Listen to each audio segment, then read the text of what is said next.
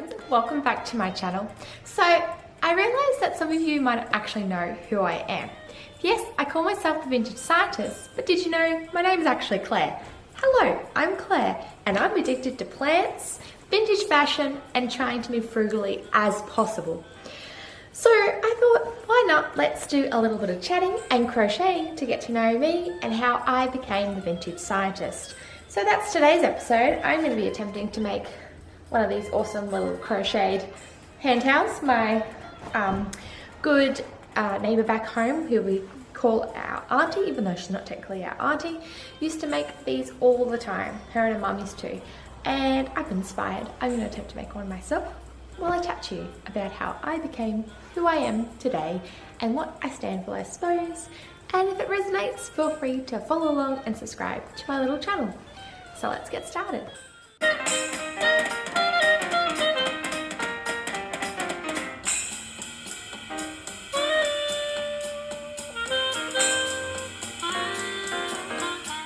Okay, I'm now finally cooking with gas.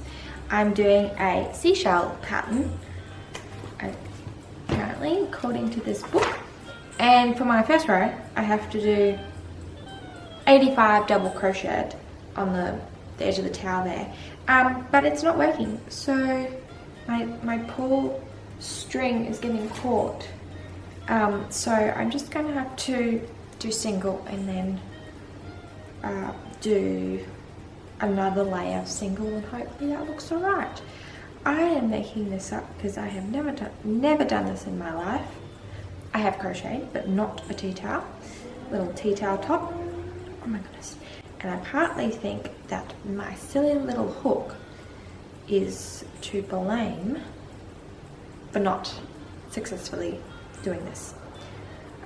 We'll eventually move to a larger hook for the next part, but for this bit I'm using a small hook and it's starting to really annoy me. Anyway, okay, so the Vintage Scientist, how did that come about? So the Vintage Scientist, the names science, scientist and vintage, kind of encapsulate my two favourite passions. Science being my chosen profession, and vintage as in lifestyle, vintage fashion, clothing, those sorts of things. So I kind of like combine the names together to create the Vintage Scientist. I studied agriculture science at university and it's been one of my great loves. And I suppose the science can really refer, in my name, can really refer to like multiple things. Science being the love, my chosen profession, but also the idea of curiosity and experimenting with the way things are done. So for example, with the 1940s sort of style that has influenced me, I suppose it has been an experiment in itself to kind of like, what's the word? Think words.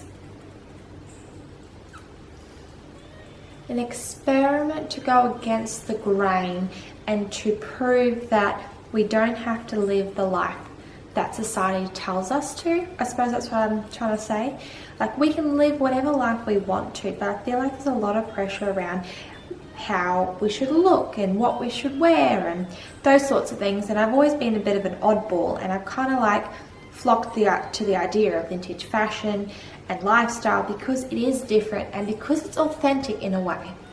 And then with the vintage side of my name obviously comes from my love of vintage clothing. That all started when I was 16.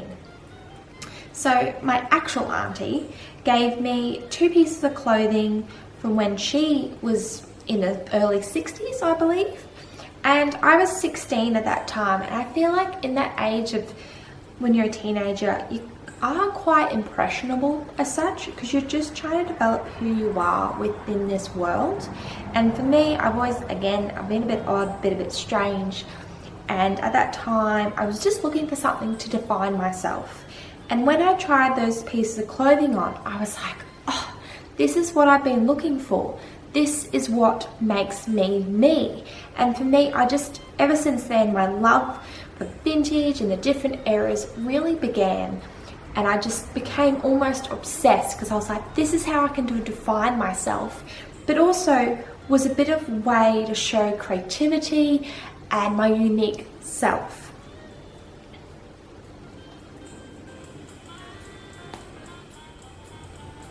When most people start out in the vintage fashion, start experimenting, I'm convinced most ladies and most women start out styling and trying the 1950s. My fingers are seizing up, don't mind me.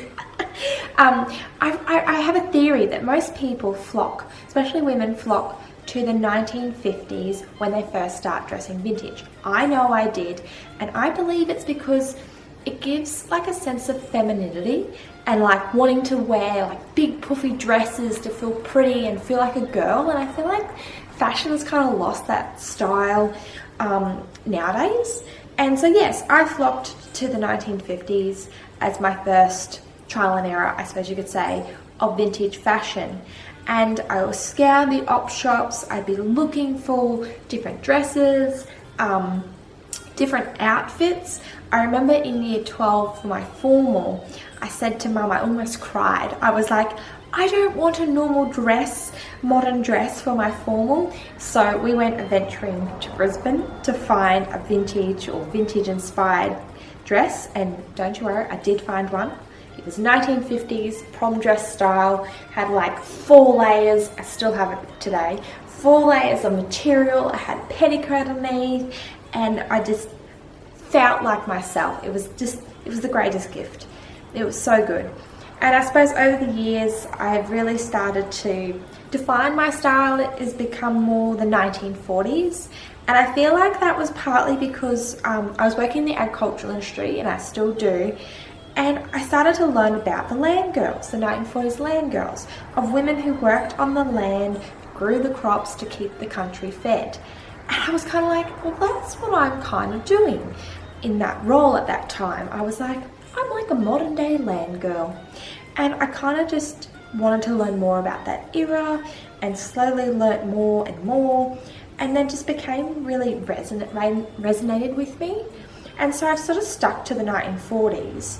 And then on the flip side, because I'm passionate about the environment and sustainability, which I could chew your ear off and talk about all day, every day, I started to learn more a bit about how they lived in the 1940s and how sustainability isn't new. It's just what they did back then. It was making do with what you got because of rations, because resources were scarce, those sorts of things. And I just really admired their mindset, their resilience to that time and era. And I just think we could bring back a lot of those ideas and philosophies that they lived by that we could bring in today's modern world. Not only for the benefit for ourselves, but also for the benefit of the environment. I just feel like we're oversaturated, I suppose you could say, with media, products that we supposedly need to have, the convenience of things as well. So yeah, like the more I went down the rabbit hole, the more I started to resonate with it and was like, I really like their way of thinking, and that's something I want to bring in today's modern world and to share with you guys so we can all learn how to basically live better in a way that's more true to ourselves and helps out the environment. So yeah. Oops, what am I doing? I realize I have not been counting how many stitches. I need 85. I probably should have pre-holed the fabric, per se. So what I love about the 1940s fashion is definitely the silhouettes and just everything about it. I just feel like it's so stylish, and it's so classic that it never goes out of style. And I dress this way most days, and sometimes I feel like I'm not vintage enough because this has become my normal. And when you go out and about, people are like, oh, you're so put together, and oh, you look like this and that, and you're like, oh, yeah, I suppose to the unnormal, I do look a bit unnormal to the other people, and it's just every day for me. So yeah, I really like the era, and as much as I'd love to own original 1940s pieces, unfortunately they're not always economical and within my budget, so I tend to find things secondhand or inspired, or I hand make things myself. And then that comes to the other dilemma I have in my life, is how much stuff do we really need? So I also like to keep my wardrobe to a minimum, and sell on things that no longer spark joy for me or may not be my style anymore, because I'm all about clothing needs to be comfortable and comfortable within your own skin, the way you look, the way it fits you, but also how you feel as well. That's really important. What I find, everything in my wardrobe has to feel like me, feel nice, feel comfortable. Otherwise it's kind of like, what's the point of wearing it if you're not going to enjoy wearing it?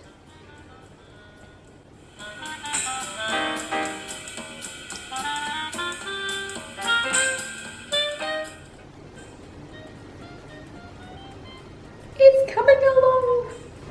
I really don't know how many I did, but anyway.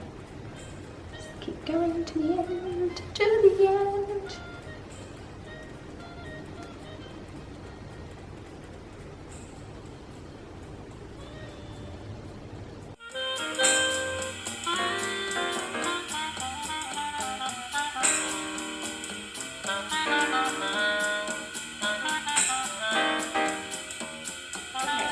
I have faked double crocheted the top of the tea towel. Time to upgrade needle size. Where are you on the needle? Oh, I'm sitting on it. Okay. So now, row 2. Technically 3. My row 2 is done. It is quite questionable. The double crocheting I'm having a trouble with. It doesn't look right. I don't know why it's not working. But anyway, I'm just happy that I attempted it. So that's row 2. There is 20 rows in total to go. That's right, we'll get there. I suppose the last thing I wanted to share was why I started this channel. For me, I've always wanted to make a difference in the world, and with the environmental crisis that we're in and the type of society, fast-paced world we live in, I just want to share and inspire other people to rethink how we're doing things. To think, is this really the way we should go about it now and into the future? Learning from the past, taking pieces that work well and adapting into modern day life. And I just want to educate people and teach them about the environment, the crisis that we are in, and what you can do. It seems a bit all doom and gloom sometimes, but you know, if we just take a step back and strip back our lives and be happy with what we've got and not needing to buy those new products because somebody or society told us to. Just living simply and appreciation for what you have really benefits your mental health and also the environment. You know, we're making do with less, we're using the resources that we have, because resources in this world aren't indefinite.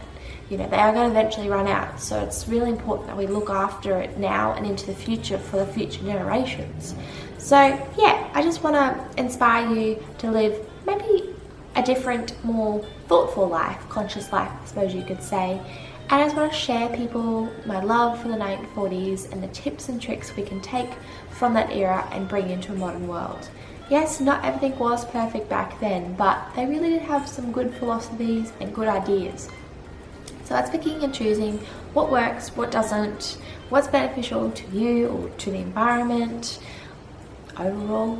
But yeah, I just really like living this little life. It's a really good challenge to see how frugal I can be while still enjoying life. You got to find that balance too. So yeah, if this resonates with you, feel free to subscribe and join my little world. And I'll be sharing heaps more gardening, vintage fashion, craft, sewing, all those sorts of things that bring me joy. So yeah, I hope you enjoyed this, learnt a little bit about me, and I hope to see you next time. And don't forget too, I now have a community forum on my YouTube channel. So if you've got any ideas or questions or things you want to see, please feel free to discuss and comment in there. It'd be great to get to know you and your interests. I will see you next time. Bye. For those following along at home, I worked out what I was doing wrong, so it looks way better now.